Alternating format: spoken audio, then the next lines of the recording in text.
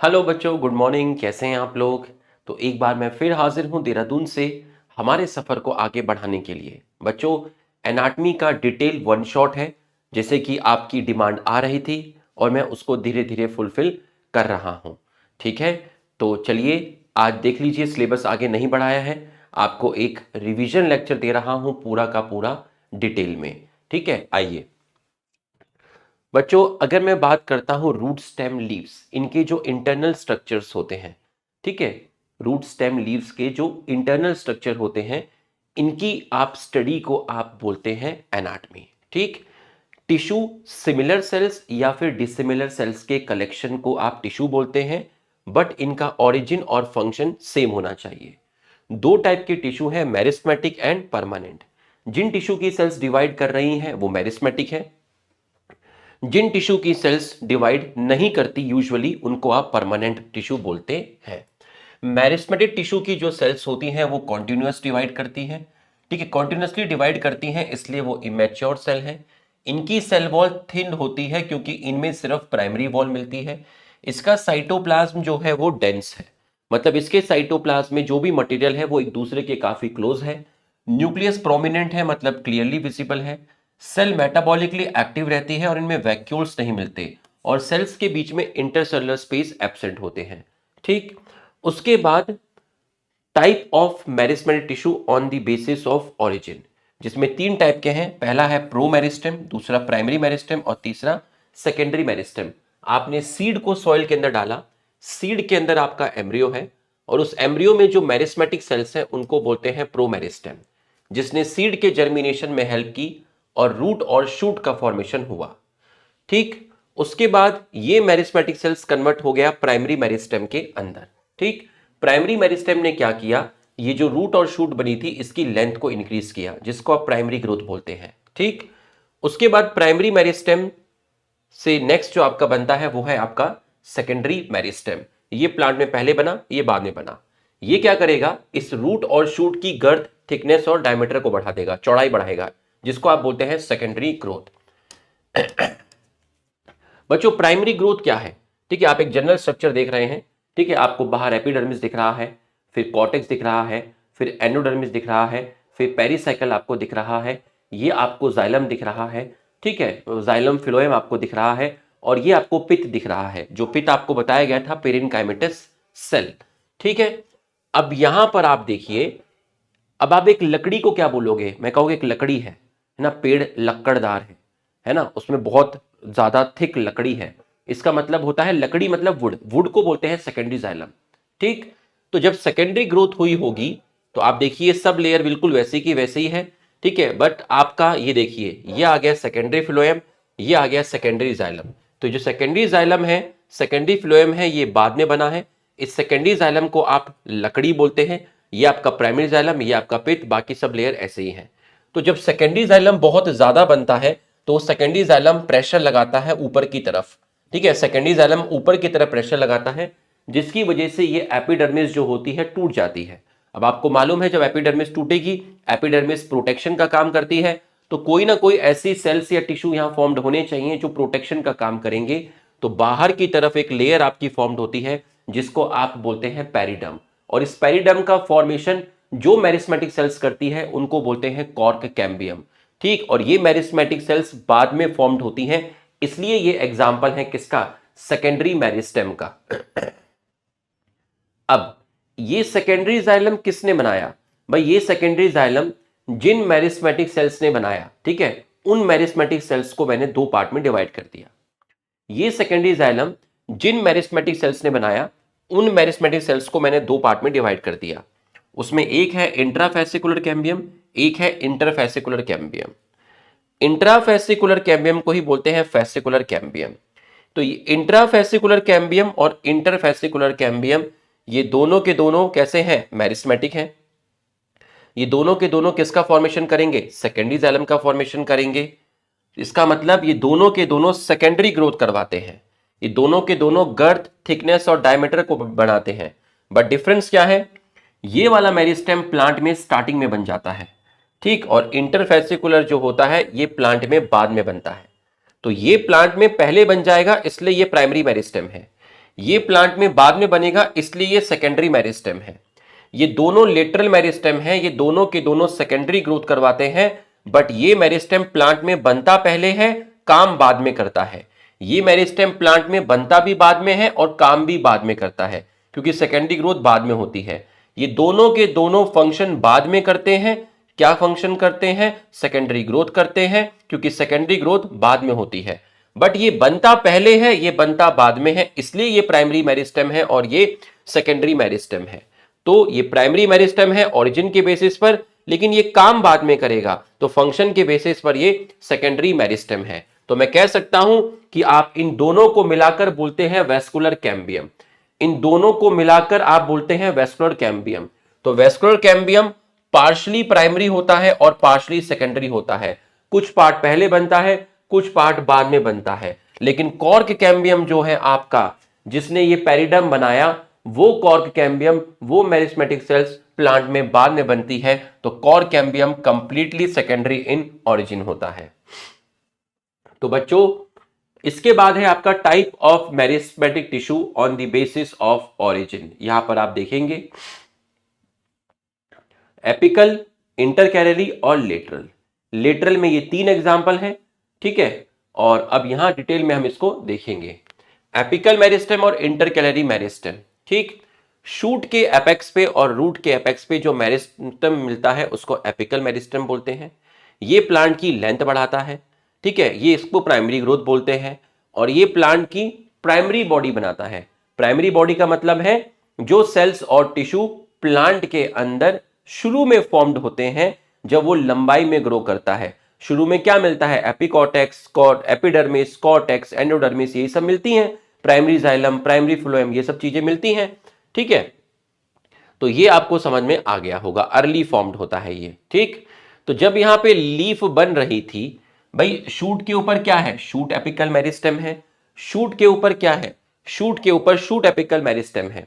तो इनमें से कुछ मेरिस्मेटिक सेल्स ने लीफ बना ली, बाकी मेरिस्मेटिक सेल्स डिवाइड करके शूट की लेंथ बढ़ा रही हैं। और कुछ मेरिस्मेटिक सेल्स ना तो लीफ बनाएंगी और ना ही वो लेंथ बढ़ाएंगी, वो शूट एपिकल मेरिस्टेम से सेपरेट हो जाएंगी और यहां पर कलेक्ट हो जाएंगी। तो शूट और लीफ के बीच में जो एंगल बनता है उसको एक्सिल बोलते हैं। और यहां पर जो मेरिस्मेटिक सेल्स कलेक्ट हुई हैं, इससे शूट एपिकल मेरिस्टेम से कुछ मेरिस्मेटिक सेल्स यहां कलेक्ट हो गई, उनको बोलते हैं एक्सिलरी बर्ड। और एक्सिलरी बर्ड या तो आपकी शूट बना लेगी या आपका कोई फ्लावर बना लेंगी। तो कुछ मेरिस्मेटिक सेल्स पीछे रह गई, वो सेपरेट हो गई शूट एपिकल मेरिस्टेम से और वो एक्सिल रीजन पे कलेक्ट हो गई। ये है नोड, ये है नोड, दो नोड के बीच में इंटरनोड। इंटरनोड पे कौन सी सेल्स है? मेरिस्मेटिक सेल्स हैं। स्टार्टिंग में मेरिस्मेटिक सेल्स थी, उसके बाद क्या हुआ? ये मेरिस्मेटिक सेल्स परमानेंट टिश्यू में कन्वर्ट हो गई, ये मेरिस्मेटिक सेल्स परमानेंट टिश्यू में कन्वर्ट हो गई, ये meristematic cell as it is रही। तो परमानेंट टिश्यू मतलब मैच्योर टिश्यू, परमानेंट टिश्यू के बीच में आपको जो सेल्स मिल रही हैं मेरिस्मेटिक, उसको आप इंटरकैलरी मेरिस्टेम बोलते हैं। ये भी प्लांट में स्टार्टिंग में बनता है, ये भी अर्ली फॉर्म्ड होता है, इसलिए ये भी प्राइमरी मेरिस्टेम है। ये भी प्लांट की लेंथ बढ़वाता है। और जो ग्रास होते हैं, ठीक है, हर्बीवोरस आए, उन्होंने घास को खाया, घास वापस से आ गई, तो घास वापस से रीजनरेट होती है, किसकी वजह से? इंटरकैलरी मेरिस्टेम की वजह से। नेक्स्ट है लेटरल मेरिस्टेम, जिसमें मैंने आपको इंट्रा, इंटर, कॉर्क तीनों का तीनों समझा दिया। इंट्रा प्राइमरी मेरिस्टेम है, ये दोनों के दोनों सेकेंडरी मेरिस्टेम है।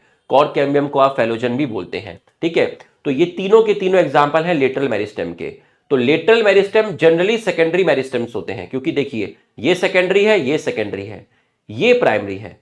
All lateral meristem are secondary meristem. अगर मैं कहूं कि सारे के सारे लेटरल मेरिस्टेम सेकेंडरी मेरिस्टेम है, तो आप कहेंगे ये गलत है। क्यों? क्योंकि ये लेटरल मेरिस्टेम है बट ये प्राइमरी मेरिस्टेम है। फिर मैं आपको कहूं कि जितने भी सेकेंडरी मेरिस्टेम है वो लेटरल मेरिस्टेम है, ये सही है, क्योंकि ये दोनों सेकेंडरी मेरिस्टेम है और ये लेटरल भी है, तो ये आपका सही है, ठीक है। ये प्लांट में आपके बाद में फॉर्म्ड होते हैं।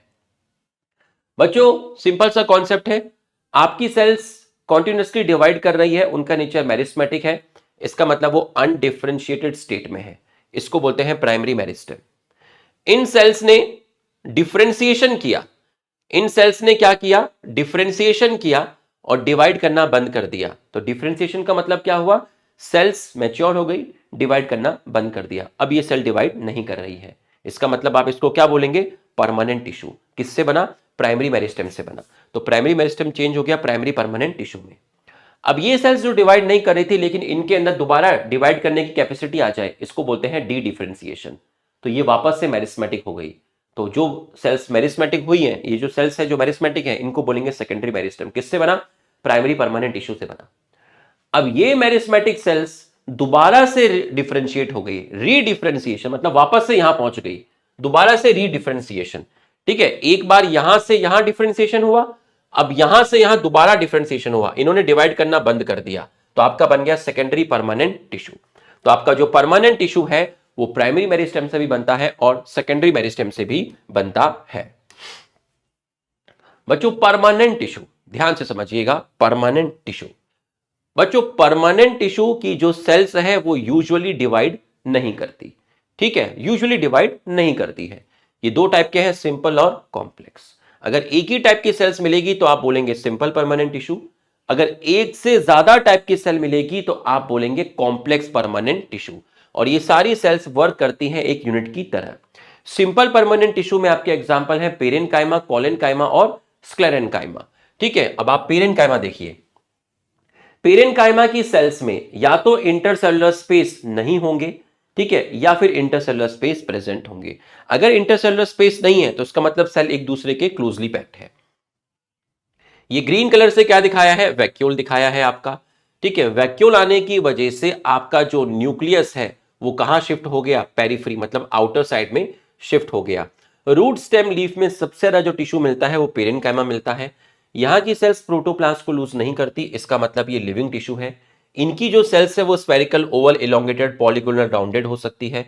इसकी जो सेल वॉल है वो थिन है क्योंकि इनकी सेल वॉल में सेकेंडरी वॉल नहीं मिलती, सिर्फ आपकी मिलती है प्राइमरी वॉल, सिर्फ आपकी मिलती है चलिए बच्चों आगे बढ़ते हैं। अब सेल्स आइसोडायमेट्रिक है, मतलब आप सेंटर से जब डायमीटर नापोगे, डिस्टेंस नापोगे, तो इस सेल के जितने भी फेस हैं वो सब इक्वल डिस्टेंस पे आएंगे। ठीक है, कुछ सेल्स होती हैं जो अपने अंदर क्लोरोप्लास्ट डेवलप कर लेती हैं, ऐसे पेरेन्काइमा को बोलते हैं क्लोरेन्काइमा, जो फोटोसिंथेसिस करेंगी और खाना बनेगा, खाने का स्टोरेज भी हो जाएगा पेरेन्काइमा के अंदर। सेल्स के बीच में इंटरसेलुलर स्पेस होते हैं जिनको आप एयर कैविटी भी बोल सकते हैं। ठीक है, यहां पर आपकी एयर फिल्ड हो जाती है जिसकी वजह से ये बाइंसी प्रोवाइड करते हैं, फ्लोट करने में हेल्प करते हैं। ऐसे पेरेन्काइमा को बोलते हैं एरेन्काइमा। आप चाहो तो ये दोनों पॉइंट स्किप कर सकते हैं। ठीक है, ऑयल, टैनिन वगैरह का यहां सिक्रीशन होता है। बच्चों कोलेनकाइमा, ठीक है, कोलेनकाइमा आप देखिए डाइकॉट स्टेम में एपिडर्मिस के नीचे जो लेयर मिलती है वो हाइपोडर्मिस मिलती है। ठीक है, हाइपोडर्मिस रूट के अंदर नहीं मिलती। तो हाइपोडर्मिस में देख लीजिए आपका इंटरसेलुलर स्पेस क्या है? एब्सेंट होता है। ठीक है, तो आप कह सकते हैं कि कोलेनकाइमा के अंदर इंटरसेलुलर स्पेस नहीं मिलता। और आप देखिए ये लेयर बिल्कुल यूनिफॉर्म दिख रही है, कहीं पे भी मिसिंग नहीं है, एकदम होमोजेनस दिख रही है। ठीक है, लेकिन आप यहां पर देखिए ये भी डाइकॉट स्टेम है। इस डाइकॉट स्टेम में जो पिंक कलर से दिखाया है ये एपिडर्मिस है, और जो ये दिखाए हैं येलो कलर से ये आपकी हाइपोडर्मिस है, और ये हाइपोडर्मिस भी आपकी कोलेनकाइमा से बनी है। बट यहां पर कोलेनकाइमा नहीं है, यहां कोलेनकाइमा नहीं है, यहां कोलेनकाइमा नहीं है, यहां कोलेनकाइमा नहीं है, क्योंकि यहां पर हाइपोडर्मिस नहीं है। इसका मतलब यहां पर जो कोलेनकाइमा है वो कॉन्टिन्यूअस नहीं है। कॉन्टिन्यूअस होता तो वो यहां भी होता, यहां भी होता। इसका मतलब कोलेनकाइमा पैचेस की फॉर्म में भी हो सकता है और कोलेनकाइमा होमोजेनस भी हो सकता है। यहां सेल्स के बीच में इंटरसेलुलर स्पेस नहीं होते। तो डाइकॉट स्टेम की जो हाइपोडर्मिस होती है वो कोलेनकाइमा से बनी होती है, बट मोनोकॉट स्टेम की हाइपोडर्मिस स्क्लेरेन्काइमा से बनी होती है। ठीक है, यहां पर आपका हाइपोडर्मिस एब्सेंट होती है किसके अंदर? आपका रूट के अंदर। ठीक है चलिए, तो ये आपको समझ में आ गया होगा, ये आपको समझ में आ गया होगा। ठीक है, ये डाइकॉट स्टेम हो गया है आपका, और मोनोकॉट स्टेम की जो हाइपोडर्मिस है वो आपकी बनी होती है स्क्लेरेन्काइमा की। ठीक है, तो ये आपको समझ में आ गया होगा। तो ये ज्यादातर डाइकॉट प्लांट के अंदर आपका कोलेनकाइमा मिलता है। ठीक है, कोलेनकाइमा आपका मिलता है। ठीक है, क्योंकि मोनोकॉट स्टेम के अंदर आपका स्क्लेरेन्काइमा मिल रहा है। ठीक है, ये आपका मैंने करा दिया है। सेल्स कैसी हो सकती हैं? स्फेरिकल हो सकती हैं, ओवल हो सकती हैं, पॉलीगोनल हो सकती हैं। ठीक है, और कोलेनकाइमा जो होता है, जो आपका पेटियोल हो गया या फिर आपकी जो यंग स्टेम हो गई, वहां कोलेनकाइमा प्रेजेंट होता है, जो पेटियोल को और यंग स्टेम को मैकेनिकल स्ट्रेंथ, इलास्टिसिटी टाइप से प्रोवाइड करता है। ये भी लिविंग सेल्स होती हैं क्योंकि ये अपने प्रोटोप्लास्ट को लूज नहीं करती। इनकी सेल वॉल में सेलुलोज, हेमीसेलुलोज और पैक्टिन पाया जाता है, बट वो सेलुलोज, हेमीसेलुलोज, पैक्टिन कॉर्नर्स पर ज्यादा डिपॉजिट हो जाता है, जिसकी वजह से इनके कॉर्नर्स थिक हो जाते हैं। बच्चों उसके बाद जो नेक्स्ट है आपका वो है स्क्लेरेनकाइमा। स्क्लेरेनकाइमा में आप देखिए दो टाइप है, एक है फाइबर, एक है स्क्लेरेड। ये सर ने फाइबर बनाया है, ये सर ने स्क्लेरेड बनाया है। आप देखिए ये जो व्हाइट कलर से आपको वॉल दिख रही है ये है प्राइमरी वॉल, व्हाइट से येलो कलर की वॉल अंदर की तरफ दिख रही है वो है सेकेंडरी वॉल। सेकेंडरी वॉल आपको ज्यादा थिक दिख रही है क्योंकि वो थिक होती है। इस सेकेंडरी वॉल पे रेड रेड कलर के डॉट हैं, ये हैं आपके लिग्निन।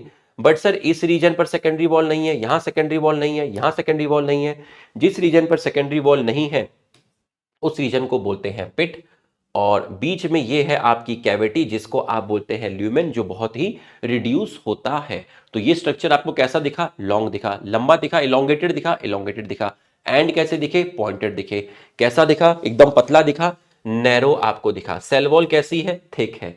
ठीक है, किसका डिपोजिशन है? लिग्निन का। लिग्निन कहां मिलता है? प्राइमरी वॉल या सेकेंडरी वॉल? Secondary wall. ये सेल क्या लूज कर देती है? प्रोटोप्लास्ट, जिसकी वजह से ये क्या हो जाती है? डेड।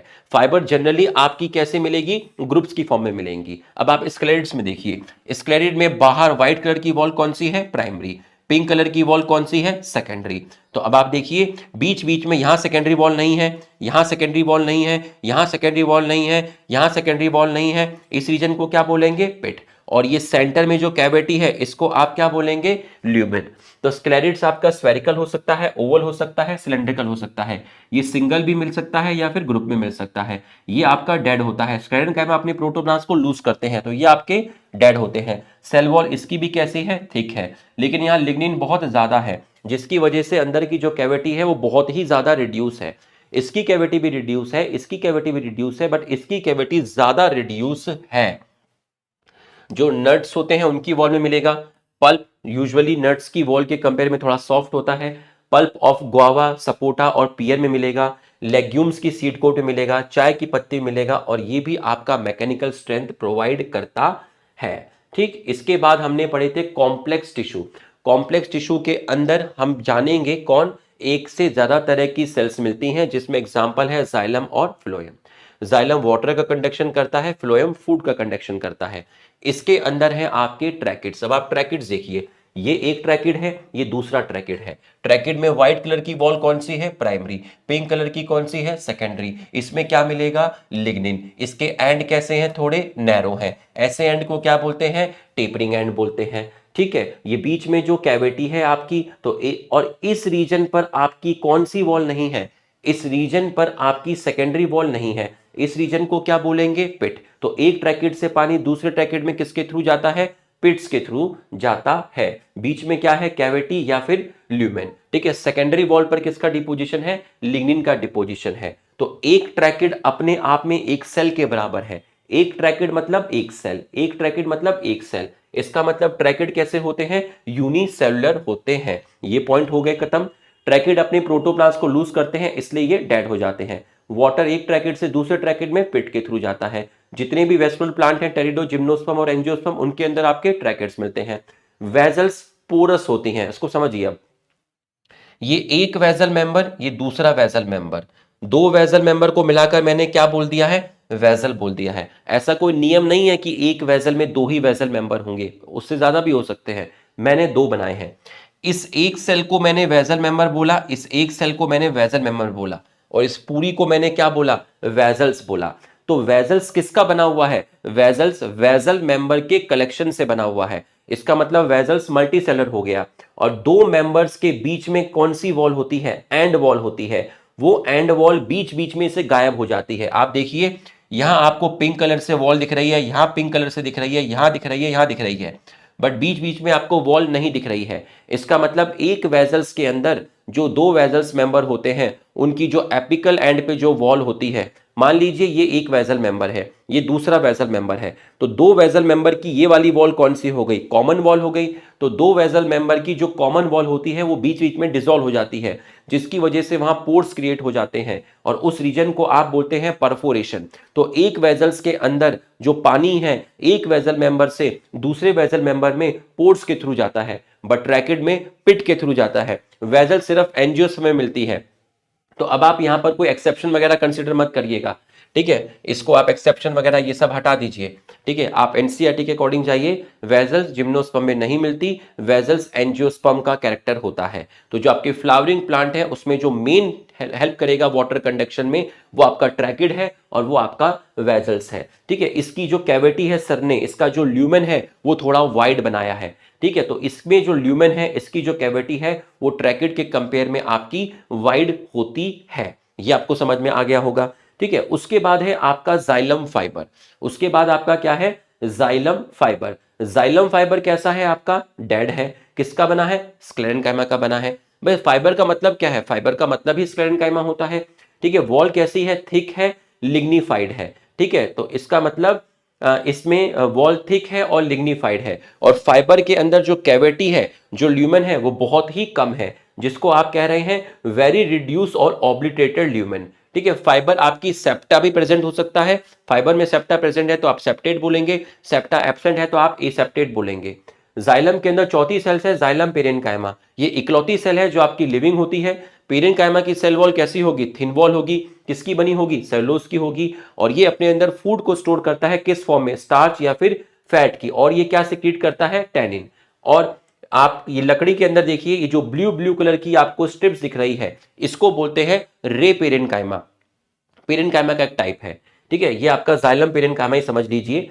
ये जो आपको दिख रहा है ये जाइलम पेरेन्काइमा है। लकड़ी के अंदर ये जो ब्लू कलर से आपको दिख रहा है जाइलम पेरेन्काइमा, ये लकड़ी के अंदर रेडियल कंडक्शन करता है वाटर का। तो रेडियल कंडक्शन ऑफ वाटर जो करता है उसको आप बोलते हैं रे पेरेन्काइमा। तो यहां हमारा आपका खत्म हो गया है जाइलम, ठीक है, जाइलम। अब जरा ध्यान से देखिएगा, आपको एक्सार्च और एंडार्च कंडीशन सिखाई जाएगी। अगर आप डाइकॉट रूट और मोनोकॉट रूट में देखते हैं, अगर आप डाइकॉट रूट और मोनोकॉट रूट में देखते हैं तो बाहर आपको मिलेगा एपिडर्मिस, ठीक, उसके नीचे आपको मिलेगा कॉर्टेक्स। एपिडर्मिस कॉर्टेक्स दोनों किसका बना हुआ है, पेरेन्काइमा का बना हुआ है, ठीक है। और ये येलो कलर से क्या है, एंडोडर्मिस है, ये किससे बनी है, पेरेन्काइमा से बनी है। ये ब्लू कलर से क्या है आपका, ब्लू कलर से आपका क्या है, पेरिसाइकल है, ठीक है। और उसके बाद आप देखिए ये वाला जो जाइलम है छोटा वाला, ये है प्रोटोजाइलम, ये जो बड़ा वाला है ये है मेटाजाइलम। इसका मतलब जो प्राइमरी जाइलम होता है, प्राइमरी जाइलम क्या होता है, जब प्लांट में प्राइमरी ग्रोथ होती है, ठीक है, जब प्लांट लंबाई में बढ़ता है, मतलब स्टार्टिंग की बात कर रहे हैं, तो स्टार्टिंग में प्लांट के अंदर जो जाइलम बनता है उसको आप प्राइमरी जाइलम बोलते हैं। वो प्राइमरी जाइलम दो टाइप का होता है, एक प्रोटोजाइलम और एक मेटाजाइलम। प्रोटोजाइलम प्लांट में पहले बनता है और मेटाजाइलम प्लांट में बाद में बनता है। देखिए जब प्लांट लंबाई में बढ़ता है, मतलब स्टार्टिंग की बात हो रही है, तो उसमें जो जाइलम और फ्लोएम बनते हैं वो प्राइमरी जाइलम और प्राइमरी फ्लोएम बनते हैं।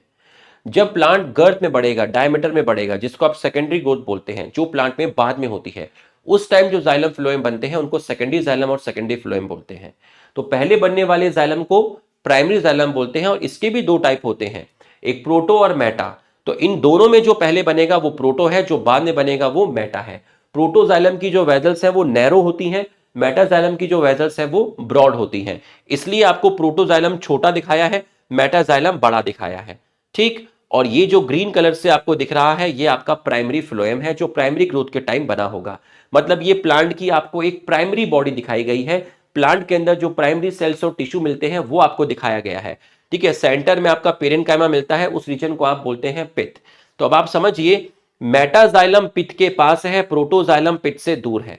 मेटाजाइलम पित्त के पास है, प्रोटोजाइलम पित्त से दूर है, इस कंडीशन को बोलते हैं एक्सार्च, ठीक। अब इस पूरे को मिलाकर क्या बोलेंगे, प्राइमरी जाइलम बोलेंगे। ये प्रोटोजाइलम, ये मेटाजाइलम, पूरे को मिलाकर क्या बोलेंगे, प्राइमरी जाइलम। ये क्या है, प्राइमरी फ्लोएम। तो आप सेंटर से लाइन खींचिए, आप जब सेंटर से लाइन खींचेंगे तो प्राइमरी जाइलम अलग लाइन पे आ रहा है, प्राइमरी फ्लोएम आपका अलग लाइन पे आ रहा है। प्राइमरी जाइलम आपका अलग लाइन पे है, प्राइमरी फ्लोएम आपका अलग लाइन पर है। तो अगर प्राइमरी जाइलम और प्राइमरी फ्लोएम डिफरेंट लाइन पर आते हैं, डिफरेंट रेडियस पे आते हैं, तो आप इसको बोलते हैं रेडियल वेस्कुलर बंडल। ये पोर्शन खत्म हो गया। अब आप यहां पर देखिए, जब आप डाइकॉट स्टेम या मोनोकॉट स्टेम में देखोगे, ठीक है, लीफ में भी आप देखोगे, तो आपको बाहर अभी मैं स्टेम के रेस्पेक्ट बता देता हूं, लेकिन इसके एग्जांपल क्या होंगे आपके, डाइकॉट स्टेम भी होगा, मोनोकॉट स्टेम भी होगा, डाइकॉट लीफ भी होगी, मोनोकॉट लीफ भी होगी। आपको बाहर की तरफ क्या दिखा, एपिडर्मिस दिखा, उसके बाद नीचे आपको क्या दिखा, हाइपोडर्मिस। किसकी बनी हुई है, कोलेनकाइमा की बनी हुई है। ये जो आपको दिख रहा है ये क्या है, प्राइमरी कॉर्टेक्स। किसका बना है, पेरेनकाइमा का। ये येलो कलर से क्या है, एंडोडर्मिस। किससे बना है, पेरेनकाइमा से। ये ग्रीन कलर का क्या है, पेरिसाइकल। किससे बना है, स्क्लेरेनकाइमा से। ठीक है, अब ये पिंक कलर का क्या है आपका, पिंक कलर का है प्राइमरी फ्लोएम। ये येलो कलर का बड़ा वाला क्या है, मेटाजाइलम। येलो कलर का छोटा वाला क्या है, प्रोटोजाइलम। और ये सेंटर का जो रीजन है उसको क्या बोलते हैं, पित्त। वो किससे बना है, पेरेनकाइमा। पित्त के पास क्या है, प्रोटोजाइलम। पित्त से दूर क्या है, मेटाजाइलम। इस कंडीशन को आप बोलते हैं एंडार्च। ठीक है, तो प्रोटोजाइलम आपका पित्त की तरफ है, मेटाजाइलम पित्त से दूर है। अब आप एक सेंटर से लाइन खींचिए, देखिए प्राइमरी जाइलम और प्राइमरी फ्लोएम एक ही लाइन पर है। ये प्राइमरी फ्लोएम है, ये पूरा का पूरा प्राइमरी जाइलम है। तो प्राइमरी जाइलम और प्राइमरी फ्लोएम आपका एक ही लाइन पर है। ऐसे वैसे वेस्कुलर बंडल को बोलते हैं आप कॉन्जॉइंट। ऐसे वेस्कुलर बंडल को आप बोलते हैं कॉन्जॉइंट। तो यहां तक की पढ़ाई आपको अच्छे से समझ में आ गई होगी। यहां तक की पढ़ाई आपको अच्छे से समझ में आ गई होगी। यहां तक की पढ़ाई आपको अच्छे से समझ में आ गई होगी। ठीक है, तो यहां तक की पढ़ाई आपको अच्छे से समझ में आ गई है। अब जरा आप फ्लोएम को भी देख लीजिएगा। ठीक है, फ्लोएम 4 डिफरेंट टाइप की सेल्स का बना हुआ है। पहली सेल का नाम है सीव ट्यूब और दूसरी सेल का नाम है कंपेनियन सेल। अब आप समझिए, ये एक सीव ट्यूब एलिमेंट है, ये एक सीव ट्यूब एलिमेंट है, और यहां से लेके यहां तक ये पूरा का पूरा आपका सीव ट्यूब है। तो सीव ट्यूब किसका बना हुआ है, सीव ट्यूब एलिमेंट। ये पूरा का पूरा क्या है, सीव ट्यूब है। ये पूरा का पूरा ब्लू कलर से क्या है, आपका सीव ट्यूब है। तो सीव ट्यूब में ये क्या है, सीव ट्यूब एलिमेंट। ये क्या है, सीव ट्यूब एलिमेंट। ये दो सीव ट्यूब एलिमेंट की क्या है, कॉमन वॉल है। ये दो सीव ट्यूब एलिमेंट की क्या है, कॉमन वॉल है। इसका मतलब सीव ट्यूब बनी होती है सीव ट्यूब एलिमेंट से। सेंटर में ये आपका क्या है, वैक्यूल है। वैक्यूल के आने की वजह से आपका साइटोप्लाज्म कहां शिफ्ट हो गया, पेरिफेरी पे शिफ्ट हो गया। ठीक है, और ये जो कॉमन वॉल है इसमें बीच बीच में पोर्स प्रेजेंट है। इन पोर्स को बोलते हैं सीव पोर, और इस पूरे स्ट्रक्चर को बोलते हैं सीव प्लेट। तो दो सीव ट्यूब एलिमेंट आपस में जहां से कनेक्टेड होते हैं उस रीजन पे, उस रीजन को हमने बोल दिया है सीव प्लेट, और उस सीव प्लेट में आपकी मिलती है सीव पोर। भाई सीव पोर क्या है, दो सीव ट्यूब एलिमेंट की जो कॉमन वॉल है वो जहां जहां मिसिंग है वहां पोर्स क्रिएट हो गए, उसको बोल दिया सीव पोर, और इस पूरे स्ट्रक्चर को बोल दिया सीव प्लेट। ठीक, तो खाना एक सीव ट्यूब एलिमेंट से दूसरे सीव ट्यूब एलिमेंट में किसके थ्रू जाएगा, सीव पोर के थ्रू जाएगा। सीव ट्यूब सिर्फ आपकी कहां मिलती है, एंजियोस्पर्म में मिलती है। जिम्नोस्पर्म में सीव ट्यूब की जगह मिलती है सीव सेल्स। ये एक सीव सेल, ये दूसरी सीव सेल। तो यहां पर भी सीव पोर प्रेजेंट होती है, बट डिफरेंस क्या है, यहां पर एंड वॉल पर सीव पोर प्रेजेंट है, यहां पर लेटरल वॉल पे सीव पोर प्रेजेंट है। मतलब एक सीव सेल ये रही, एक सीव सेल ये रही, दो सीव सेल्स लिटरली अटैच है। ठीक है, यहां पर एक सीव ट्यूब एलिमेंट दूसरे सीव ट्यूब एलिमेंट के ऊपर है, मतलब वो एंड वॉल के थ्रू अटैच है। तो यहां पर भी सीव पोर प्रेजेंट होती हैं। तो एक सीव सेल से फूड दूसरे सीव सेल में जाता है, किसके थ्रू जाता है, सीव पोर के थ्रू जाता है। बट डिफरेंस क्या है, सीव सेल्स लेटरली अटैच होती हैं, यहां सीव पोर लेटरल वॉल पर होती है, यहां सीव पोर एंड वॉल पे प्रेजेंट होती है। ये जिम्नोस्पर्म में मिलती है, ये आपकी एंजियोस्पर्म में मिलती है। ठीक है, कंपेनियन सेल्स जो होती है उसके अंदर न्यूक्लियस मिलता है, सीव ट्यूब एलिमेंट में न्यूक्लियस नहीं मिलता। तो जो कंपेनियन सेल का जो न्यूक्लियस होता है वो सीव ट्यूब एलिमेंट की एक्टिविटी को कंट्रोल करता है। ठीक है, ये आपका लिखा हुआ है। कंपेनियन सेल्स भी आपकी एंजियोस्पर्म में मिलती है। जिम्नोस्पर्म में कंपेनियन सेल्स की जगह आपकी मिलती है एल्बुमिनस सेल। ठीक है, फिलोएम फाइबर क्या है, जो फाइबर का कैरेक्टर था। फाइबर कैसी होती है, प्रोटोप्लास्ट को लूज कर देती है। फाइबर के एंड कैसे होते हैं, पॉइंटेड होते हैं। फाइबर कैसी हो गई, डेड। उसमें वॉल, सेकेंडरी वॉल किसकी बनी होती है, लिग्निन की बनी होती है। सेकेंडरी वॉल किसकी बनी होती है, आपकी लिग्निन की बनी होती है। ठीक है, अब फिलोएम फाइबर आपकी कैसी है, अनब्रांच है। वो यूजुअली एब्सेंट होती है कहां पर, प्राइमरी फिलोएम में, बट मिलती है सेकेंडरी फिलोएम में। ठीक है, फिलोएम फाइबर को आप बोलते हैं बास्ट फाइबर। तो ये जो फिलोएम फाइबर है, जूट, फ्लेक्स और हेम, इसको आप कमर्शियल लेवल पर यूज करते हैं। ठीक है, प्राइमरी, जैसे प्राइमरी जाइलम 2 टाइप का था, तो प्राइमरी फ्लोएम भी 2 टाइप का होगा, एक होगा प्रोटोफ्लोएम, एक होगा मेटाफ्लोएम। जो पहले बना वो प्रोटोफ्लोएम, जो बाद में बना वो मेटाफ्लोएम। प्रोटोफ्लोएम की सीव ट्यूब नैरो होगी, मेटाफ्लोएम की सीव ट्यूब ब्रॉड होगी। और जो लिविंग सेल्स होती हैं आपकी, ठीक है, जिनके जो एंड होते हैं, ठीक है, अगर आप देखेंगे यहां पर, अगर आप देखेंगे यहां पर, अगर आप यहां पर देखेंगे, यहां पर आप देखेंगे फ्लोएम पेरेन्काइमा की जो सेल्स है वो कैसी होती है, इलोंगेटेड होती है, सिलेंड्रिकल होती है एंड थोड़े नैरो होते हैं। ठीक है, ये पेरेन्काइमा है तो सेल वॉल कैसी होगी, थिन होगी, सेलुलोजिक होगी, साइटोप्लाज्म काफी डेंस होगा और उसके अंदर आपका न्यूक्लियस आपका मिलेगा।